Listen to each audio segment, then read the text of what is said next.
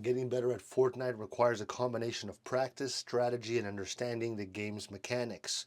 One of the first things to focus on is building. Mastering structures can give you a significant advantage in combat situations.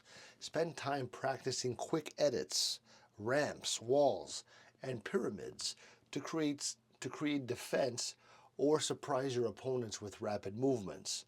Aim is crucial in Fortnite, so improving your accuracy with various weapons is essential. Spend time in aim training modes or use other shooting drills to hone your skills. The better you aim, the more likely you're going to win gunfights, even in tense situations. Positioning also plays a big role in success.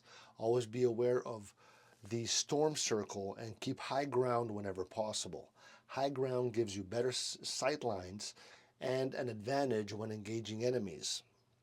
Avoid getting caught in the open and use natural cover or your own builds to stay safe. All right. Another key is understanding your loadout. Different weapons and items suit different playstyles. So experiment with what works best for you.